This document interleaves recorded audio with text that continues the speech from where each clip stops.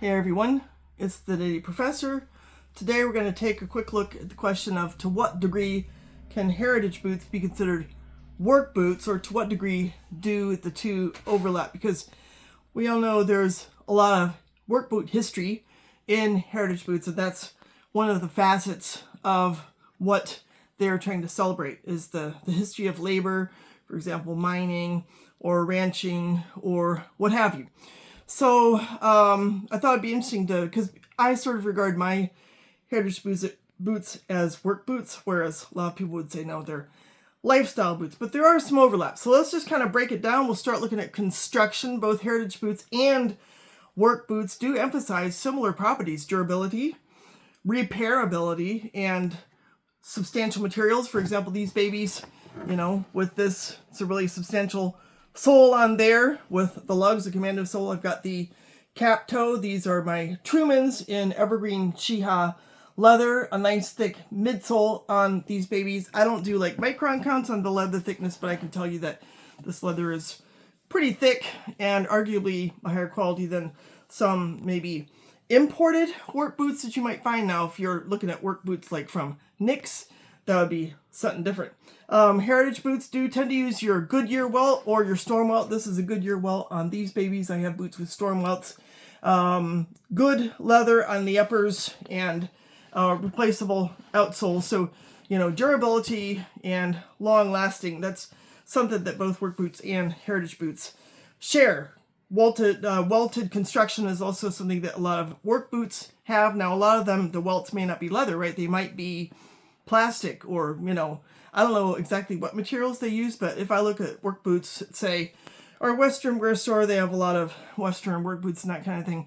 It's obvious that the welt isn't leather, but it's some kind of really durable material. So it's not necessarily emphasizing the sort of traditional materials that a heritage boot would emphasize, but the construction is kind of similar. Now, one big difference in the construction is that your work boot is going to incorporate deliberate safety features. For example, steel toe or composite toe, maybe waterproof. A lot of work boots, they've got foam, plastic, synthetic components that are made to maybe wick away sweat or add extra cushioning or extra strengthening. The soles may have deliberate like arch support and this kind of thing.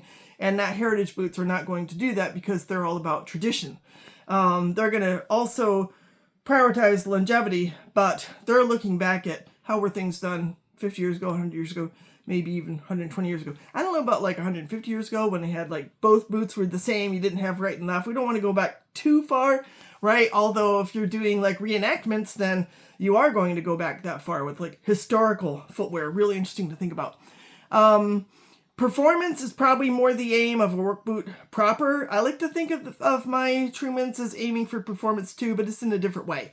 They're going to hold up, they're going to mold to my feet, they're going to be really comfortable, but a work boot is going to deliberately strive. If you drop that anvil on your foot, your toe is going to be kind of protected, or, don't want to slip on oil and this kind of thing. So they're more oriented towards specific functions and safety features. Now, what about like getting into that kind of area, the purpose, what is the purpose of these boots? So, as I said, heritage boots are designed to embody traditional boot making and a historical aesthetic. And, if I take a look at, for example, these Red Wings, see if I can remember the number, look it up. It's 4331s. These are the Riders Room that were designed in a motorcycle shop in Hamburg, but they are basically Red Wing Iron Rangers, and they definitely have a look, of the kind of boots that the miners in Minnesota wore a century ago, and that's exactly what they're about. So, you're gonna probably prioritize looking cool, dare I say, or, feeling like you're part of a culture, especially if I look at how these Red Wings are prized in Asia. There's definitely a leaning into American culture, American history and heritage, just in the whole salvage denim movement and all that kind of thing that is really popular in Japan, to a degree in China, and arguably in Indonesia with the history of the Dutch colonizers there who trained Indonesian bootmakers. So there's a lot of effort with a boot like this to have an aesthetic that reminds us of where boots originally came from. Now, that being said, so as far as like safety features and stuff, this sole, this is their composite sole, and it does say oil resisting. So there again, we see, you know, an overlap between a work boot that's deliberately made for certain jobs and a heritage boot, which uses traditional construction, but still often does, use materials that would be appropriate in a strictly working environment. Again, a lot of people are going to build these babies as lifestyle footwear. I'm all for it. I think that's great. Your lifestyle says something about you, says something about where you come from and where you want to like hark back to who you identify with and all that kind of stuff. As far as the purpose of work boots, you know, don't have to really dig too far to know that a lot of them are made for construction sites, or they're made to be worn at a factory, or maybe for ranching or farming, or even logging, especially in, you know, the PNW type. All the boots that are made by, like, I think it's JC, out like in Spokane, utility work, maybe they're made for warehouses. Although a lot of like factory and warehouse work, depending on what the conditions are, you might see they're even more of a shoe because they want to have like free ankle movement or whatever it is. So you can argue that a heritage boot like this, it's going to try to look tough. And I've even seen, like I have my Indian motorcycle collab, the Spirit Lake boots that want to have a certain aesthetic, you know, like motorcycle tough and stuff like that. But the goal of a work boot, which frankly I don't own any, is to handle specific hazards. Maybe my Iron Rangers might look like they can handle specific hazards, and indeed, these soles can handle a specific hazard, namely oil, grease on the floor, but that's not really the priority. Now, as far as cost, so here you want to look at who's manufacturing the boots. If you take, for example, the work boots that are made by Wolverine or made by Red Wing, those are arguably the much more important industry. And a lot of those boots are I mean, I see Wolverine, they're advertising all the time. Boots under 99 bucks, you know, they're on sale for 70 bucks. Not so a heritage boot. Now, if you want a really good work boot, then yeah, you're going to have to pay a lot of money. So there we could argue that the price can be comparable, especially if you're looking for quality. Heritage boots probably going to be, you know, a mid to high price range. I think lower end, you know, depending on where they're made, maybe you see $250 low end. But some of them go up to like $700. And a lot of that just has to do with the quality of the leather, you know, the degree to which they're handmade. Whereas the price that you're going to pay for a good work boot is going to have more to do with like the level of safety of like crushability of the safety toe, the degree of how the waterproofing works, or specialized soles, or maybe even technical materials. If you think like military boots or boots that are meant for extremely harsh conditions and that kind of thing, you can pay a lot for really built construction and just the right materials, everything from Kevlar to, you know, fireproof soles and this kind of thing. So again, the price can be pretty comparable, but with heritage boots, what you're paying for is more the craftsmanship, probably small scale production, and premium leathers that you can get. And you know, you can get leathers that you're not going to find in a work boot. You're not going to find a kudu work boot, I don't think, or an ostrich work boot. But in a heritage boot, you can enjoy a really nice build, but with that lifestyle emphasis, you can also sort of lead into maybe a different color or a different texture, or just something that's kind of exotic, which is, you know, makes them kind of fun.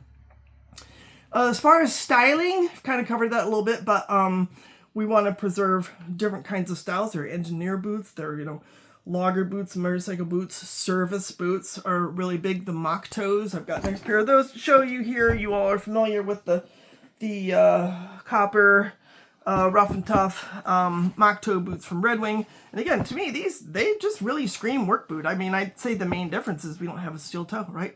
But these are going to be probably, you know, a little bit more premium leather than maybe something that's maybe by a Danner or a Thorogood or something like that. But still, we're harking back towards a certain, you know, profession, certain work site aesthetic, and sometimes you just want to look old-fashioned. You know, you talk about like the Merchants or the Beckmans, which were more like the type of boot that a guy would have worn because maybe he owned multiple warehouses and he had to travel back and forth and do business deals, and he had to be able to, navigate maybe some mud, navigate some wooden sidewalks and this kind of thing, and look nice, but also have a sturdy boot that would allow him to, walk through, check out the workforce, check out the machine room or whatever.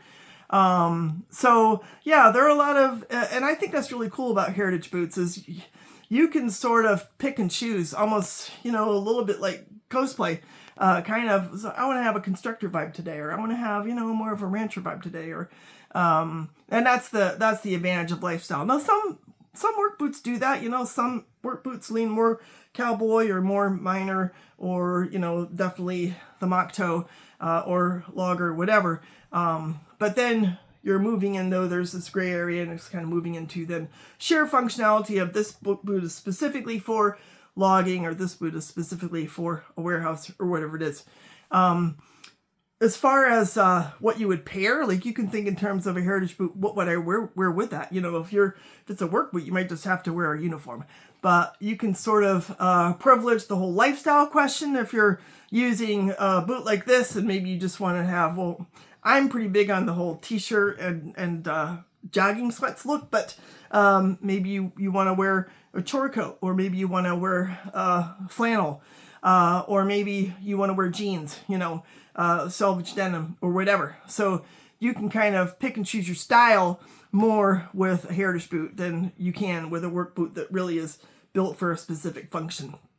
So you can talk about like visual vocabulary, but a contemporary work boot is probably going to look more technical. It might even look athletic if you're looking for, like, I've seen some of the shoes that my son wears at the warehouse that he works at, and sometimes a dad shoe is just right.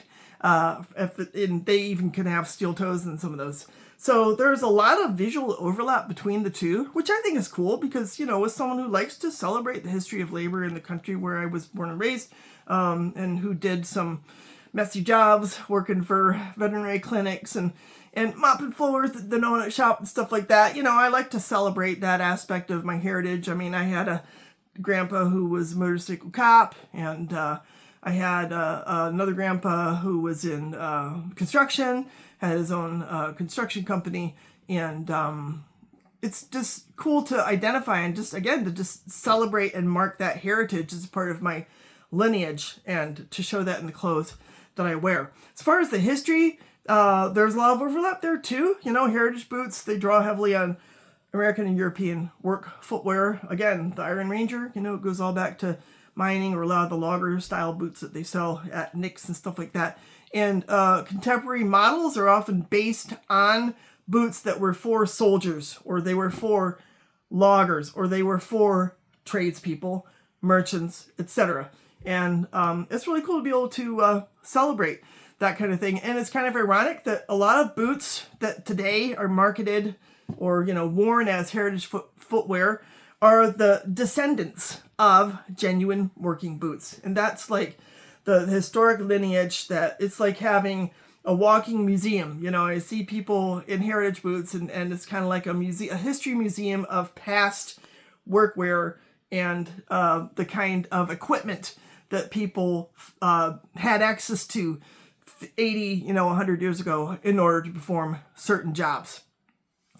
So occupational footwear, or like, work boots, they often have to be certified. So that's going to really restrict the kind of like fashion statement that you can make.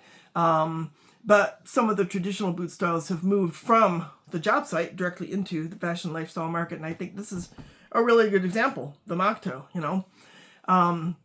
So heritage, it's not just about age, but it's an intentional preservation, or oftentimes a kind of a revival of, and not just the kind of boots that people wore, but the traditions of boot making that existed in the day when people, mined coal or whatever in West Virginia, or copper in Montana, or, whatever it is. It's like you're reviving. It's almost, again, it's like reenactment. So there are a lot of similarities as far as like your durability, quality leather. Again, I think it's a work boot may or may not have quality leather, depends on where you get it. But if it's really good work boot, again, like Nick's or something like that, It's going to have quality full grain leather and should be resolable. They're going to share that, and they can develop a nice patina. So if you're wearing a boot for work, obviously that's going to wear out. And I pride myself in my ability to wear out my boots. It's a bit more of an uphill climb at my age, but I'm about to go out there and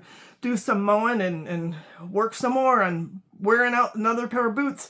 Might have to have a break-in period, but the advantage of that is that the boot is then going to mold to your foot and conform to the way that you walk and the way that you move, and over time it's going to be the most comfortable piece of footwear that you can get, as opposed to something that's just made of cheap materials. They can also provide super support and stability compared with, like, inexpensive like casual shoes or flats or something like that. Especially me as a woman, I look sometimes at the footwear that women wear and like flats and stuff like that. And I look around and band at like black shoes, what you guys got on, and the sloppy surfer shoes and stuff like that. I'm like, dude, you're, over time, your feet just gonna get tired. But in the stable footwear that I wear that supports me and that cradles me in that wonderful leather, I'm going to be really comfortable over the long haul. So you break them in, and then you get that win, that victory of having then a beautiful piece of footwear that you can wear for, probably 10 years, maybe more. And you can subject them to a lot of abuse too. I kick stuff around. I've got a lot of ground squirrels lately, and I'm getting out the rake and I'm getting out the shovel, and I have to parade all the way back and forth across the yard fixing all these holes that they're digging and stuff, and I get out shovels, and I don't have to worry at all. Like if I was wearing sneakers, I would probably put them back in my closet, because I would sooner have these babies on. Abuse and tolerance, they all can take them. So what we want to distinguish between is putting your boots through their paces, and then on the other hand, having those safety features that if an accident happens, your feet aren't going to have to be amputated or something. So that, that's an important difference.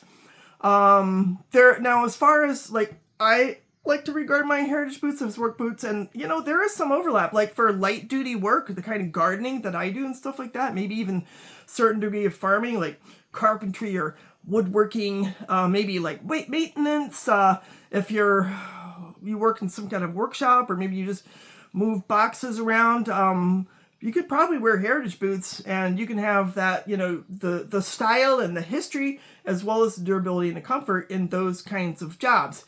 And a lot of heritage boots can handle mud, rain, snow, and wear really hard, even like gravel and rock and stuff. I've worn my Trumans in some pretty extreme conditions, like cobblestone streets and gravel paths and rocky, whatever. So they can perform pretty well. But if they're like some kind of safety regulations, or there's a genuine danger from hazardous materials or acid or oil or something like that, then you're not going to go with a heritage boot, right?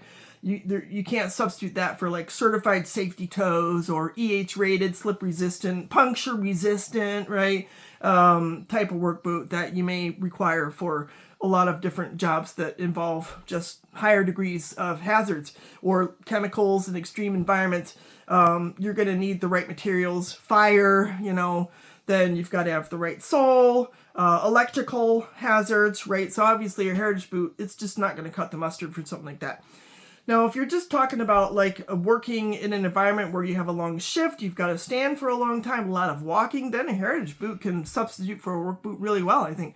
Depends on, how heavily you're using it. But if you've got the right boot with the right components that you've broken in well, and you've got, the sort of support, arch support, foot support, ankle support, etc., then heritage boots can be just wonderful for a lot of jobs that involve walking, standing, concrete, slow like this. That's going to be great on concrete. It's so cushiony. It's probably not going to hold up as well as like that chemigum sole on the other Red Wing, but these are great for all kinds of different environments.